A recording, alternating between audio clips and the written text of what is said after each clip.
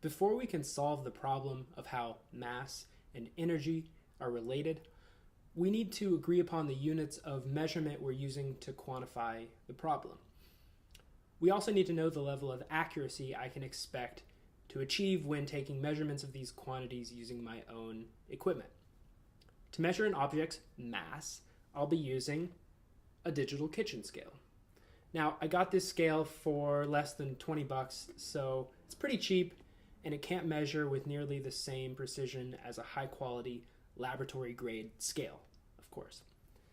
But if an object lost or gained at least 1 gram of mass, this scale would be able to detect that change. It just won't be able to register any changes smaller than that.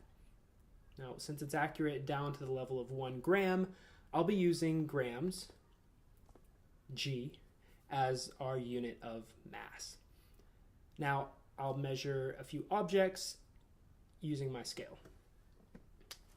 I'll place the flashlight on the scale.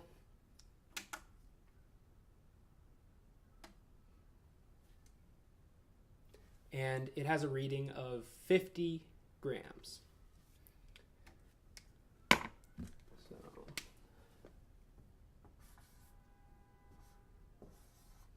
the mass of the flashlight is 50 grams. And for comparison, I will weigh the apple. It's a pretty big apple. And it has a reading of 330 grams.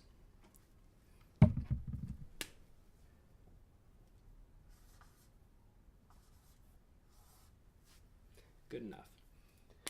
Now, the last question we need to answer is units of energy. Now, to measure units of energy, I'll be using joules, abbreviated with a J. Now, the definition of a joule, or one definition, is the amount of energy required to apply 1 Newton of force across a distance of 1 meter. That's called a Newton meter.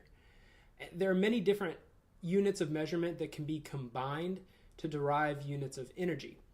So the Newton meter isn't the only way to calculate a joule of energy. A joule is also the amount of energy produced by 1 watt of power during 1 second. That's called a watt second. You can even derive energy from the product of mass and speed squared, which is what Einstein did. The critical thing to know here is that physicists derive energy units from other, more basic physical units like volts, watts, newtons, kilograms, meters, and seconds. This small LED flashlight, not very powerful, uses about 10 watts of power when it's turned on. Since we can define a joule as 1 watt second, my 10 watt flashlight produces 10 joules of light energy every second it's turned on. To give you an idea of what that means, after 33 seconds, it would provide the amount of energy required to melt 1 gram of ice. Energy can convert into other forms, and this frequently happens in common physical reactions.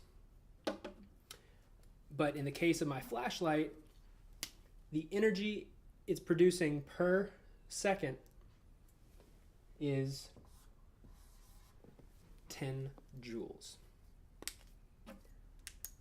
10 joules, 20 joules, 30 joules, 40 joules, and so on. It's constantly producing that rate of light energy. No matter the form, energy can be expressed in joules, and mass can be expressed in grams. Now that we've defined our units of measurement of mass and energy, let's draw a graph.